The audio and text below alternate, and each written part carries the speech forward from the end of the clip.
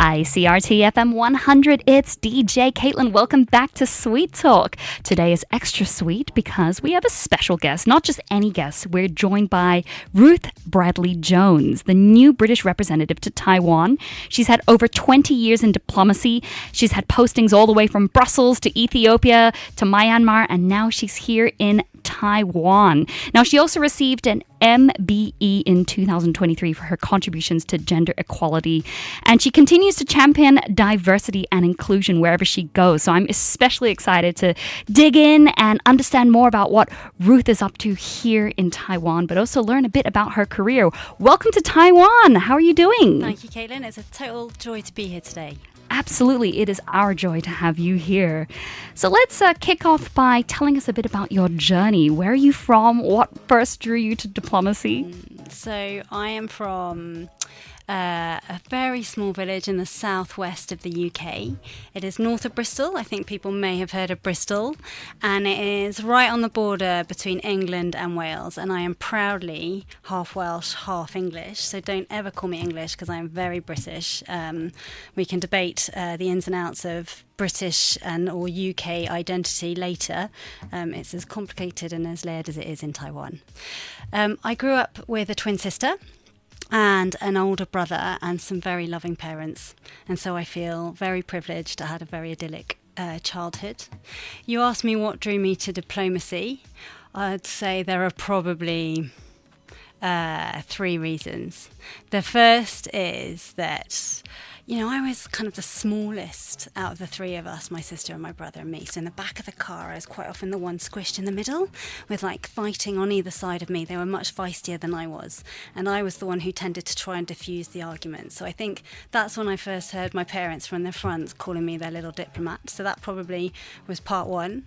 Part two was I had a grandfather who was in politics. He was very wise, very respected, very dedicated to public service, and I think that definitely inspired me and planted the seed of public duty and of creating and giving public good. And so that was that. And then I went to university where I studied politics, philosophy and economics, and I just loved all of it, particularly the bit around political theory right through to kind of understanding comparative government. And I knew then that this was the kind of job I wanted. And then I started travelling the world, and it's a wonderful place. It's a wonderful adventure. So here I am. Fantastic. Well, the UK Diplomatic Service is lucky to have you. And speaking of traveling to so many different places, I mean, we mentioned a couple of those postings you've had, Brussels, Ethiopia, Myanmar, Djibouti. What are some of the lessons that you've carried with you from these previous posts to your new post here in Taiwan?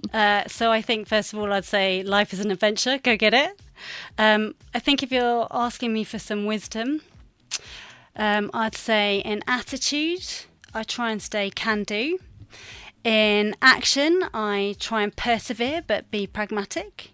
And in outcome, I always look for a win-win. I feel like if you're trying to win something at the cost of someone else losing, it's going to play out badly in the long run. Win-win it is, no matter what era or what type of different styles of jobs or careers, win-win is the way to go. So you just started your role here in February. What are your first impressions of Taiwan so far? Well, I love it. I have to say my job is super privileged, right? I get up every day and I just have this extraordinary mix of meeting people and getting out and about. So I really love that. I think the first thing I ever thought about Taiwan was Hanfangbian, particularly the YouBikes. I feel like Taiwan's YouBikes are really part of Taiwan's kind of cultural heritage. So I really like that. I have, as you said, been around. I've lived in many places, but what I really love about the Taiwanese people is how hospitable, what a quiet warmth they have, how welcome I feel. So I feel very Taiwanese people are incredibly generous and warm and welcoming without being nosy or intrusive, and I love that. And then, of course, I love the mountains out there, and I just want to be out all the time. And then I think the final thing I wanted to say in terms of first impressions is, as a diplomat, you're often working with a host government, and it can often feel sometimes a bit confrontational or difficult and or competitive.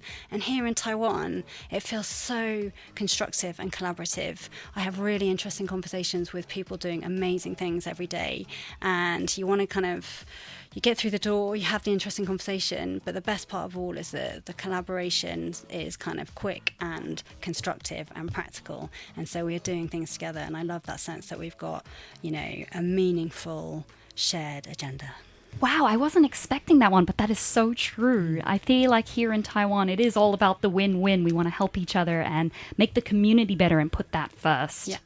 Well, you know what? Today you've actually given me a list of UK artists and songs, and I thought I'd ask you about some of the songs that we're playing here today. So we kicked off with Adele's Someone Like You. Yeah. Why did you pick that song? I mean, first of all, she is like this most awesome woman, right? She's got a great sense of humour, a whole load of passion. She's very talented. So I love all that. But that song, I mean, the emotion is so raw, right?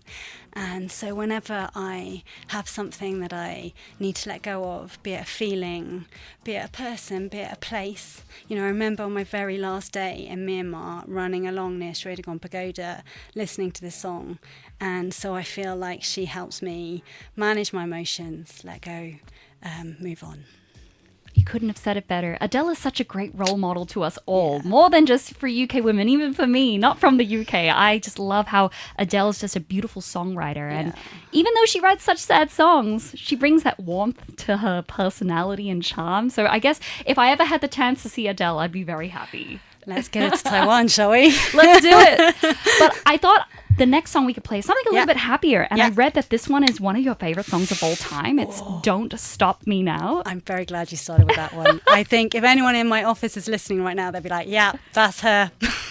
So I'm guessing if you need a little bit of a pump up, this is the song you go to. Yeah, so can I say a bit about this song? Yeah, let's do it. Okay, so Don't Stop Me Now. I mean, even the title, that sort of sums up quite a lot about me. I think, Queen is so important to UK culture, like UK music heritage, right? He's still one of the most influential rock bands of the last century, of this century. And so I grew up with it.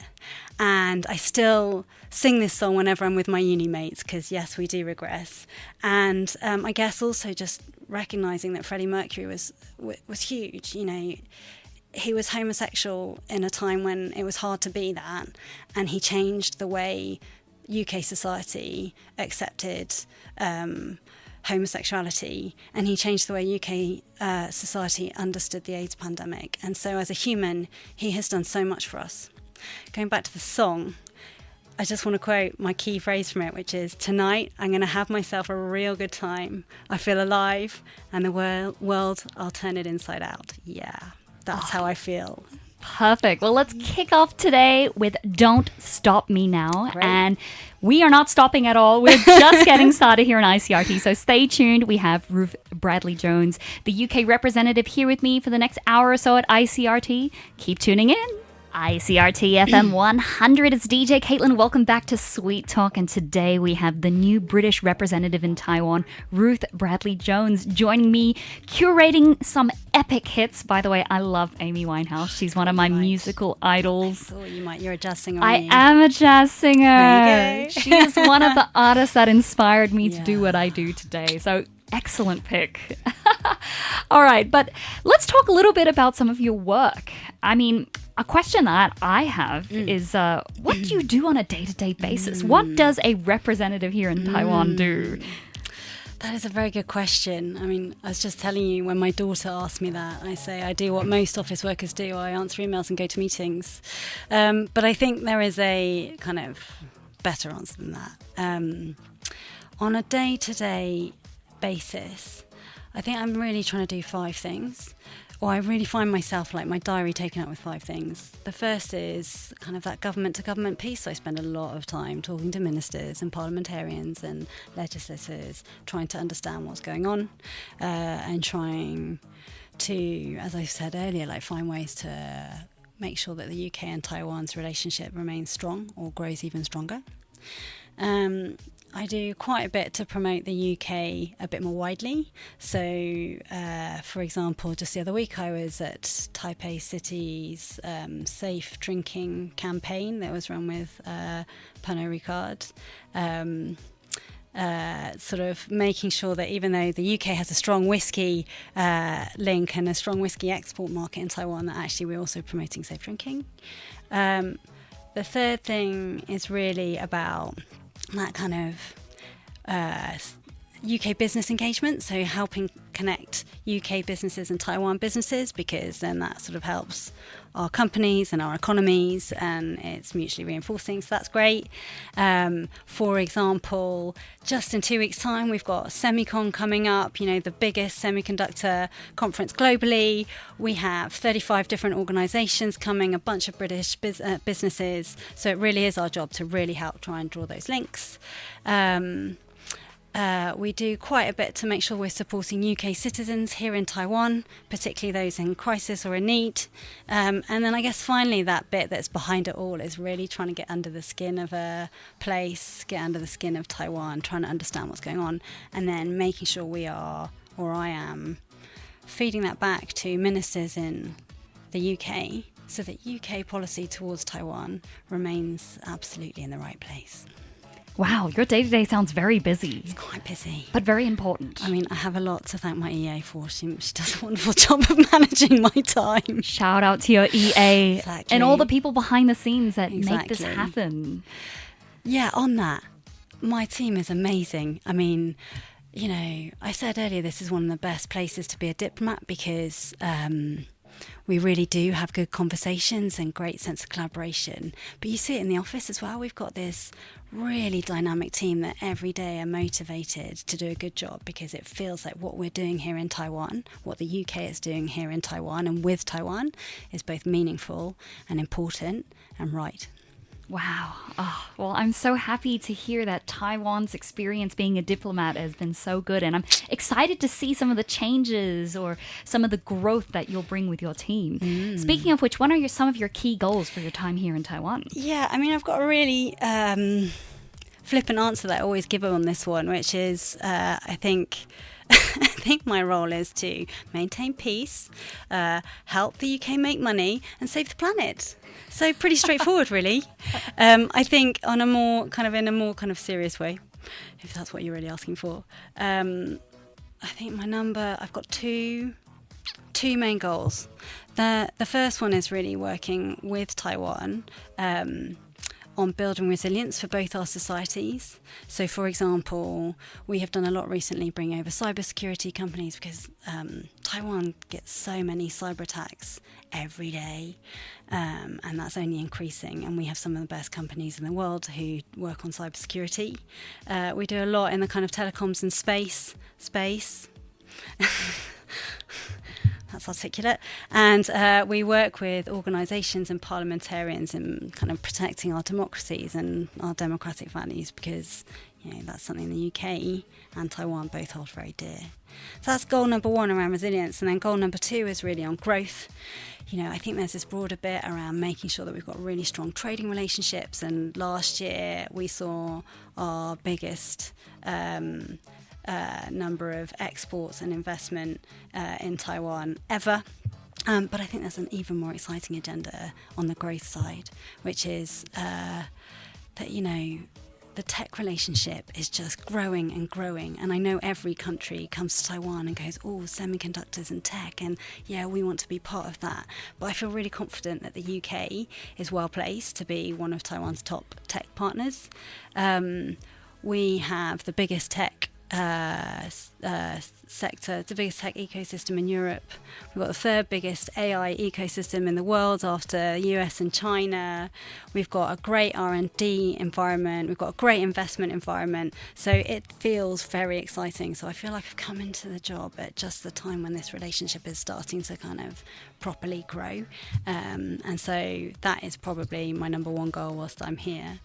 I think also part of that is like working with Taiwanese companies who are interested in investing and coming and kind of taking root in the UK, and that's starting to happen as well. We've got MediaTek there. ICRT has just opened an office. Walson has just made a big announcement. So we've got some really big Taiwanese companies coming to the UK, and I just see that growing over my time here, and I want to make sure I do the best to make that happen. That's so exciting. You're getting me excited about these companies, many of which I'm hearing for the first time today, coming into Taiwan. So you project that there'll be just more and more growth between Taiwan and the UK, especially in the tech sector? I think so. I mean, partly because the tech sector is just growing and growing, right? But partly, as I said, the UK and Taiwan, we have really complementary strengths. And then you look at where we're focused in terms of really trying to build our own kind of sector strengths, industry strengths, and they're really complementary. So whether it's in advanced manufacturing or in semiconductors or in quantum, there's like lots of space where you can go, even as sort of a newbie to this work as I am, just really go, okay, I can see the connections there. I can see how this is going to just keep growing and be more exciting. So yeah, watch this space. Oh, fantastic. Well, we're going to play an Ed Sheeran track, but then we'll be right back to talk more about how individuals can get in touch with the UK. Because right now we've been mainly focused more on like key goals and businesses. But of course, as an individual, you too can also be connected to the UK. You don't have to wait until a company comes around or an investment comes around. You too can go visit the UK or perhaps have an experience studying or working there. So stay tuned. After this Ed Sheeran song, we'll be scratching the surface on that. Shirley Bassey, Diamonds Are Forever. And joining me here today is the UK Representative Ruth Bradley-Jones. So tell me why we picked this song to play today. I think there are two reasons. I mean, Shirley Bassey, she's pretty cool, isn't she? She's very cool. So she is Welsh, which matters to me because I'm half Welsh, as I've said. And she was the first Welsh person to ever hit #1 in the British charts. So that's the first reason. The second is, that is obviously a James Bond theme, and you cannot come on radio and not talk about James Bond. So here is Shirley Bassey, amazing woman. Speaking of which, there is a question that I was going to ask you a little bit later. Would you rather have dinner with James Bond or Harry Potter? Well, for me, it's no competition because it's like martini or butterbeer. It's got to be a martini, right? And I'm pretty good at cards, but I don't back myself at Quidditch. And then finally, I guess, whilst I was kind of applying for the Foreign Office and applying to be a diplomat, I was a high-end waitress. And so one of the events I waitressed at was a kind of James Bond premiere. And so I was like VIP champagne pourer with like Diamante 007 in my neck and amazing clothes. So I feel like I've had my short experience of being a Bond girl, and I loved it. Oh, wow. Good choice. I would also pick James Bond too. Better music. That's why. Harry's got some demons to deal with, so. Exactly. Well, let's bring it back to Taiwan, shall we? A little bit earlier, I was promising everyone that we'd talk a bit about how, someone from Taiwan can connect more with the UK. So let's start with a trip. I think that's the easiest way for someone to be connected to the UK. Yeah. If they were going to plan a trip to the UK today, let's say, especially holiday season's coming up, what is completely unmissable? What must they see in the UK? What would you recommend? So I'm never very good at choosing things, but that's okay because I represent the United Kingdom, and in the United Kingdom there are 4 nations, so I've got 4 things to recommend. The first is, of course, the Edinburgh Festival. So every August there's a month-long crazy arts and drama festival. It's really about theatre, but you just arrive in Edinburgh and the streets are packed with performers and actors like selling their show, and it is the best vibe. So Edinburgh Festival, Edinburgh Fringe, #1. #2, I feel like because Taiwan loves hiking, I want to talk about some hiking. Now, everyone knows about the Scottish Highlands, but you may not know about the Welsh mountains, and in particular, the Brecon Beacons, which in Welsh, and forgive me, proper Welsh people for my pronunciation, but it's Benai Breheniog. And it's just absolutely stunning and quite reminiscent to some of the mountains around here, so I recommend that. The third is go to Northern Ireland, visit Giant's Causeway, get on your bike and cycle around there because it's absolutely stunning. And then the fourth is, of course, London, one of the best cities in the world, such an amazing vibe. And right now, over the summer, I have to say this because it's a music show, but it's London Proms, which is at the Royal Albert Hall. It's mainly classical music, but not all. You can have some really awesome, some of the late night shows are jazz, and you can buy nice, expensive seats, which you get the full experience, or you can do what's called promenade, and you turn up on the night and you get your £10 ticket and you stand either down in the front and you stomp your feet, or you go up into the balcony at the top and you just let the acoustics surround you, and it's one of the most beautiful, romantic, fun London things I've ever done, so go and enjoy. Oh, I mean, if you said any more, I think I would have bought my ticket and not come back to Taiwan. Wow, so many cool things to do, especially no matter if you're someone more for the culture and the arts like me, or whether you're someone that's more active. It seems like UK has it all. We do. We really do. Wow. We're very lucky. Well, what about people who want to do a longer stint in the UK? What are some opportunities that Taiwanese people could do if they wanted to study or work in the UK? Yeah. So, I think, I know I'm biased, but the UK is a really cool place to be right now. It is one of the most open societies in the world, and I think that says a lot, particularly in today's world. We have an open economy. We have this strong, vibrant democracy, which, as does Taiwan. And we have a really good kind of sense of rule and law, sense of values, what's right and wrong, and we hold on to those things dearly. If you're looking for kind of study, there are some really good opportunities out there. So the UK has 4 of the world's 10 top universities, and some ways to get there at the moment. We've got, if you look on our socials, we've got something called the Chevening Scholarship, and that is a scholarship that the British government and some companies fund the tuition for. So it's a 1-year master's course, so have a look at that now. We also have youth mobility scheme, so 2 ballots a year for Taiwanese youth, up to 1,000 people get to go to the UK for up to 2 years to live, to work if you fancy, not if you don't. So that's another option. There are a couple of others, so the High Potential Individual Visa Scheme, if you've kind of been at one of the top 100 universities globally, and that's just, so those are for work. And again, so I've talked about the study opportunities, but the work opportunities are also really cool. I said earlier, we've got this great business environment, super innovative, a number of Taiwanese companies look to work there. London's cool, we're English speaking, just saying. So all of that's great. And then finally, if you just want to visit, we have a scheme where you can go for 180 days. That's 6 months, visa free. You still have to go through like an online application, but it's really straightforward. It's for like the electronic travel authorization documentation. It's really straightforward. It's pretty much guaranteed. Go and enjoy. Wow. So the world is the oyster for everyone. They can just go and explore opportunities to work, opportunities to study. Yep. They can check out more on your website. Is that correct? Absolutely. Website, Facebook, LinkedIn, X. There you go. Lots of opportunities, and perhaps we will actually link the Facebook page. That'd be great. Yeah. But you can also just Google UK and Taiwan and you'll find our website and all the info's there. That sounds easier. Yeah. All right, we're going to take a little break. We got another track for you. This is the Electric Light Orchestra, Mr. Blue Sky. And we'll be right back here with Representative Ruth Bradley-Jones live with me for just a little while longer. So don't go anywhere. Don't miss out. Stay tuned on ICRT. ICRT FM 100, it's DJ Caitlin. Welcome back to Sweet Talk, playing a little bit of the Rolling Stones. That one was Honky Tonk Woman.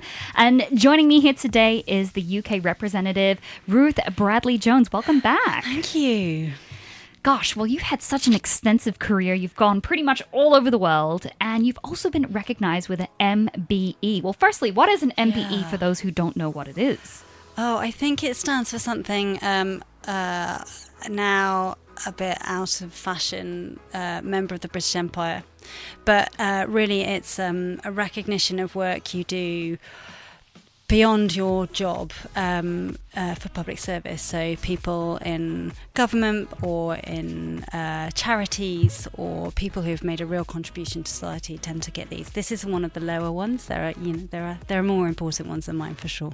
Oh, come on. You still were recognized with an MBA, and it was for your work promoting gender equality. So tell us, what does this recognition mean to you, and how do you hope to continue this mission? Yeah, so, I mean, first of all, I feel really humbled. I think trying to make sure that your organisation is the kind of organisation that you want it to be, and the society is standing for the values that you want it to. It's a team sport, and so I feel like one note in the whole song, and I feel very humbled to be the one who got recognised for some of the work we did a few years ago. Me and a bunch of brilliant women, really.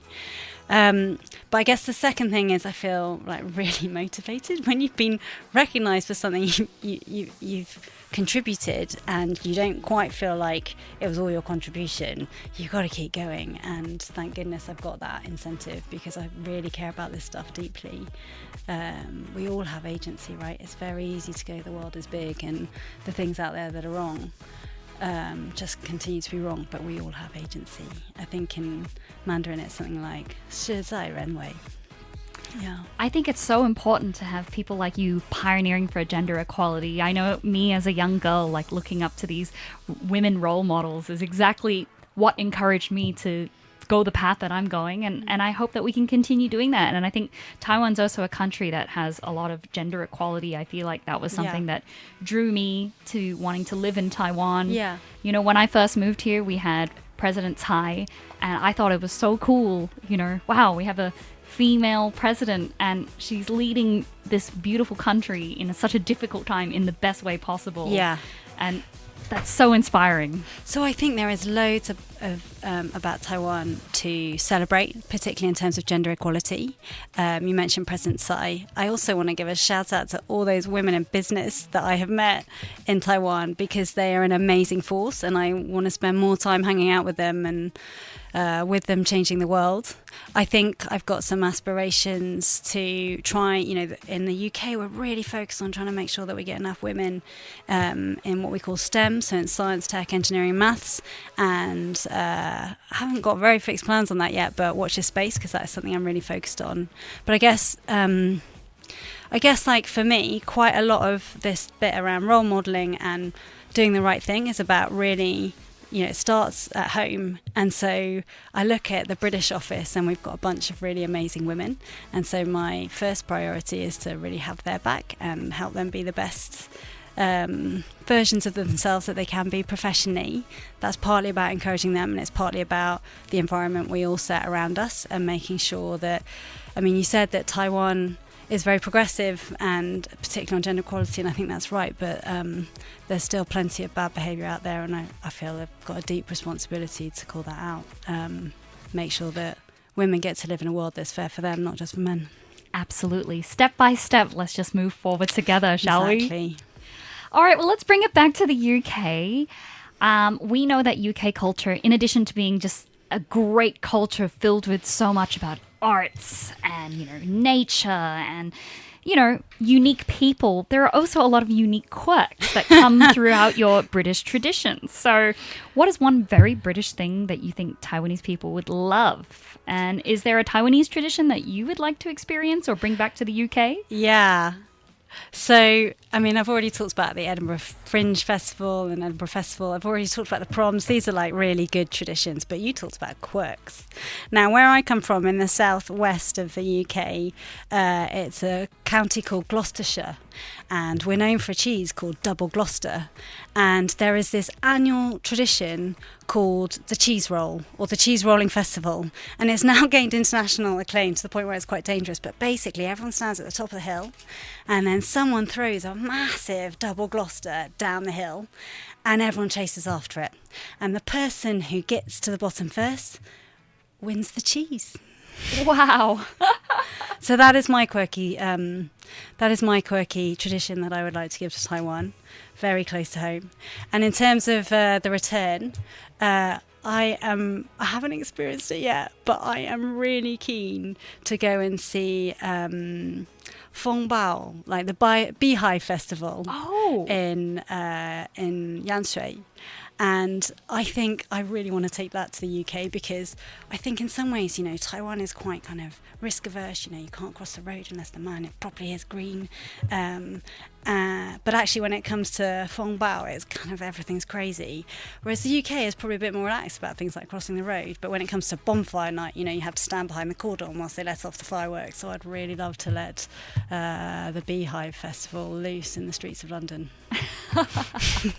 Good picks. I certainly would love to go check out that cheese festival. I love cheese, and that just sounds hilarious. Yeah, hilarious and dangerous. Watch out. Well, you are a very busy lady, and so we've got to be wrapping up today. But I do want to wrap up with one lesson you've learned in your career. And I want you to pick a lesson that you think everyone tuning in today can benefit from. So what is that one lesson you'd like to wrap up today with your last words of wisdom? I found this really hard, because I feel like there's a lot out there, and maybe I'm not very wise after all, etc. So I was thinking about all these things that I might say around curiosity and finding common ground, and things like that. And then I just looked on my laptop, and actually I've scribbled it quite a long time ago, a Mandarin phrase, which is 三思而后行. Is that right? 三思而后行, which means, I think if you directly translate it, it means think 3 times then act.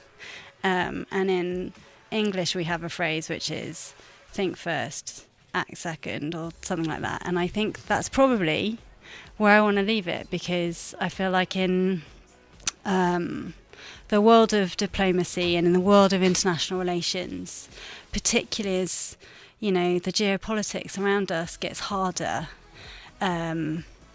it's quite easy to react. And I think it is really important, particularly for those who are really kind of like me in this role, focused on keeping the peace. I think it really is important to think again, then act. Absolutely. Think first, act second. What a perfect way to wrap up today's interview. Thank you so much for making time to come to ICRT. Caitlin, I have loved it. Thank you so much for your excellent questions, your excellent advice on music. Hope to come back again sometime. Please do. Well, we have one last song to wrap up today, and we've got Every Teardrop is a Waterfall. Great. Perfect way to wrap up with some Coldplay. Thank you so much, UK Representative Ruth Bradley-Jones. We hope to have you back here at ICRT, and I look forward to seeing Taiwan and UK's relation grow closer and closer, and just more of those UK companies coming in and more Taiwanese citizens going to experience UK at its fullest. I mean, the future is bright. Thank you so much, and thanks for finishing with Coldplay. You'll have made my children very happy. All right, I'll let you carry on with your day. For everyone else, I will still be live till 4, so stay tuned here on ICRT for more great British hits.